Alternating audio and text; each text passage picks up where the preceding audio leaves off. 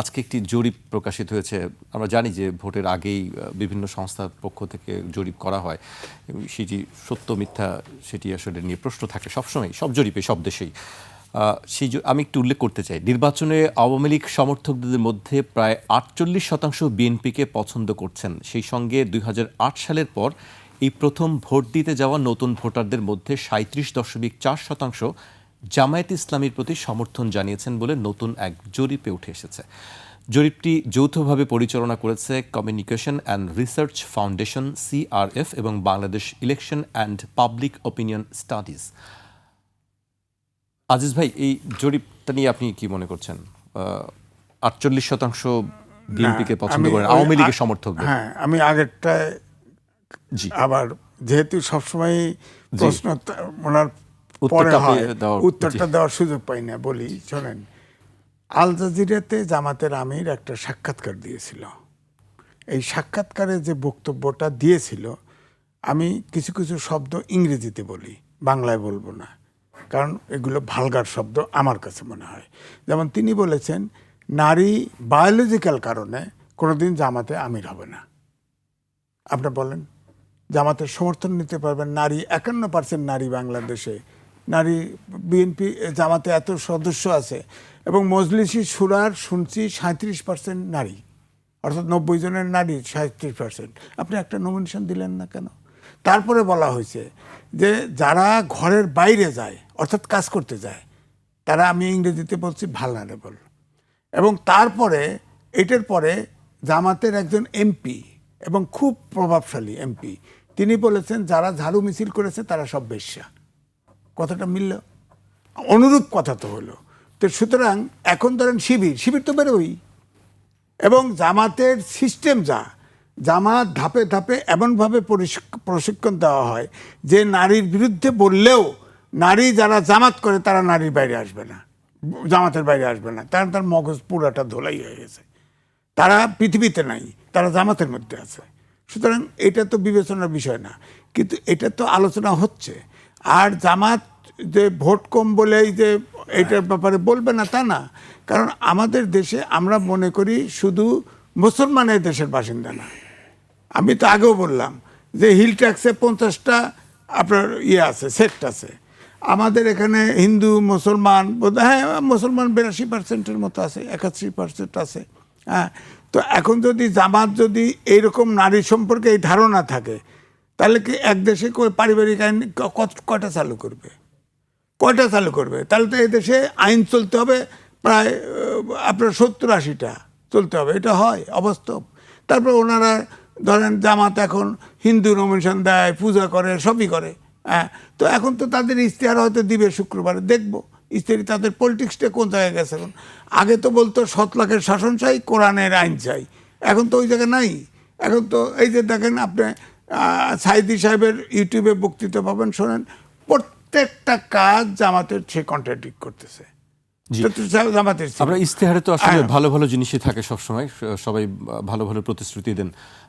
এই জরিপটাকে আপনি কিভাবে দেখছেন? তাহলে তো আসলে বিএনপির জন্য অনেকটাই খুব সহজ না। জরিপ প্রথম বক্তব্য হচ্ছে, ধরেন 1991 সালে যে ভোটটা হয়েছিল, পৃথিবীর কোনো জরিপ বলে নাই বিএনপি ক্ষমতায় আসবে।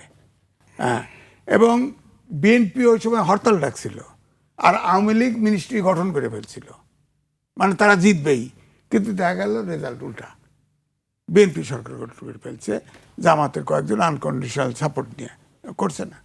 তো এখন এই জন্য জরিপ সবসময় সত্য হয় এটা আমি মনে করি না। তবে বর্তমান যে পারসেপশন, আমার যে অনুমান, জামাতের যে তাফালিক এই ক্যান্টনমেন্ট পর্যন্ত যেখানে পাচ্ছে সেখানে উদ্ধাত্ত আচরণ, তাতে করে তো যারা জামাতের বিপক্ষে আছে সব তো একদিকে চলে যাবে, এটা ঠিক চলে যাবে।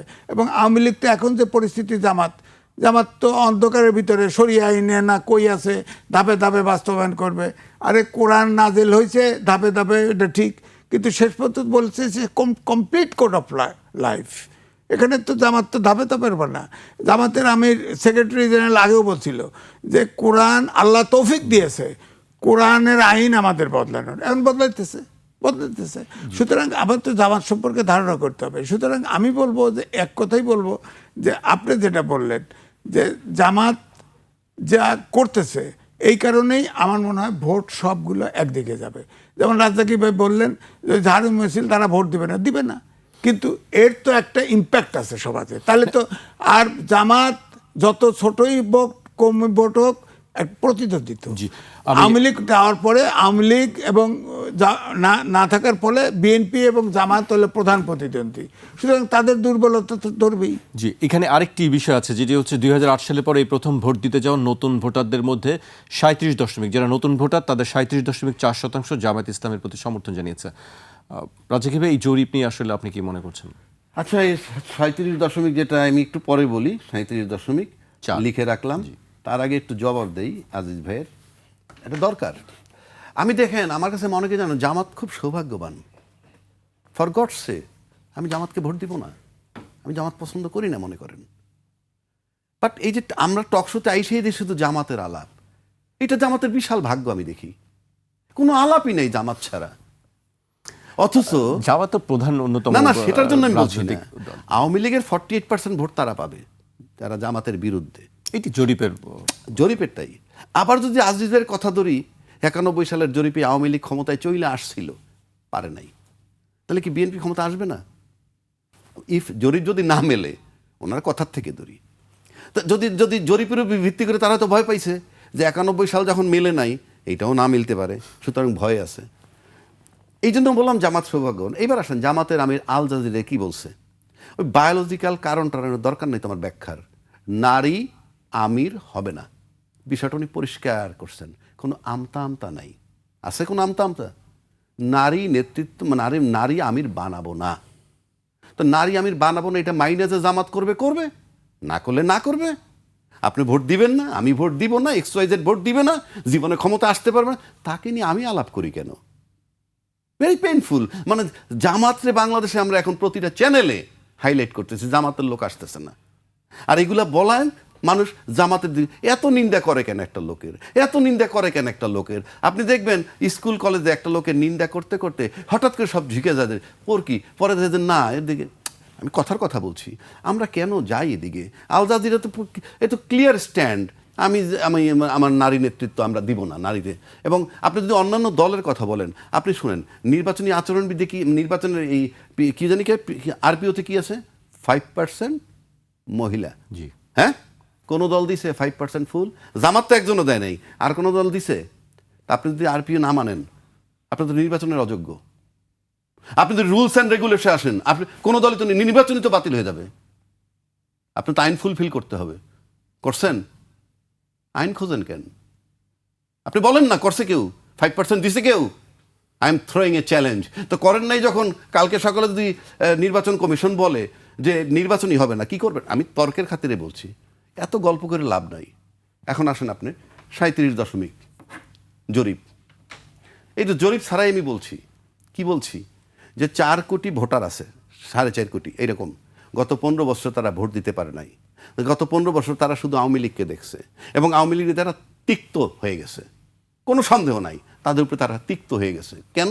ফাইনালি দেখতে দেখতে, ভোট তো দেয় নেই, জুলাই মাসে এসে দেখছে ছাত্র কিভাবে হত্যা হয়, ছাত্র, কৃষক, কামার, কোমর সব হত্যা হয়েছে, সব দল আন্দোলন করছে, সব কিছু মেনে নিলাম। কিন্তু এই তরুণ ভোটাররা তো সেটা দেখছে, দেখার পর তার কি হয়েছে, যে আওয়ামী লীগ তো নাই। 5ই আগস্টের পর থেকে যারা রাজনৈতিক দল হিসাবে মাঠে আসে, আমি আবার আগেও বলছি, এখনো বলছি, ভোটাররা প্রথমত তাদের দায়িত্ব চিন্তা চেতনায় নিবে যে জুলাই চেতনা ধারণ করে কারা। আপনি বিজ্ঞাপন দিয়ে বললে হবে না যে আমি জুলাইয়ের পক্ষে ছিলাম, কোনো দরকার নেই আপনার। ভোটার দেখছে, কারণ 15 মাস 18 মাস আগের ঘটনা তাদের কাছে একদম স্বচ্ছ মুখস্থ। 71-এর ঘটনা না, কারণ 71 এরা দেখে নাই, কিন্তু জুলাইটা দেখছে। সুতরাং তারা জুলাই চেতনা ধারণ করে কারা, সেটা তারা মাথায় নিছে, এবং এখান থেকে আপনি সরাইতে পারবেন না। জি, এরা গেলেই ভোটটা ওখানে দিবে, এ গেল 1। 2 নম্বর, অন্য দলের সাথে সম্পৃক্ত যারা আছে, যারা সেই দল যদি জুলাই চেতনা ধারণ না করে, কিন্তু তারা তো দেখছে তাদের সন্তান মারা গেছে, যার সন্তান মারা গেছে সে যে কোনো দলই করুক, সে দল যদি ফ্যাসিজমের পক্ষে থাকে অ্যাকশনে, তাহলে উপর দিয়ে যাই বলুক ভিতরে ভোট তাকে দিবে না, কারণ সন্তানটা সে হারাইছে। আর রাজনীতিবিদ যারা মাঠে আছে, তাদের নাতি পুতি সব বহির্বিশ্বে। আর 2-1 জন যদি দেশে থাইকে থাকে, ওয়েল প্রোটেক্টেড, পুরা দেশ ভূমিকম্প হয়ে ধ্বংস হয়ে যাওয়ার পর সব শেষ হয়েছে তারা মারা যাবে। এবং এই দেশ ঠিক করতে হইলে প্রি কন্ডিশন হইল এই যে রাজনীতিবিদ যারা well established for last 20, 30, 40 years, তাদের পোলা মাইয়া নাতি সব দেশে নিয়ে বসবাস করান, যদি করাইতে পারে একমাত্র একটা রাস্তা তখন হইতে পারে যে বাইরে ভাই আমার সন্তান যদি দেশে রাখতে হয়, আমার নাতি যদি দেশে রাখতে হয়, দেশটাকে নিরাপদ করতে হবে।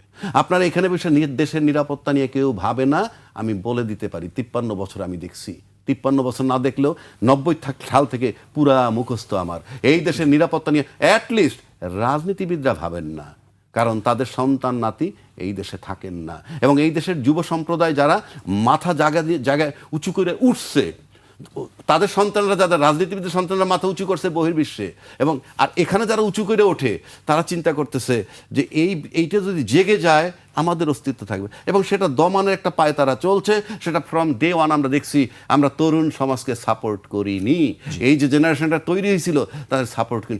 ড্যামেজ করতে করতে নির্বাচনটা হোক, ইউনূস সাহেব চলে যাক, এই যারা তারা ঘরে বসে একা একা আফসোস করবে আমরা করলাম কি।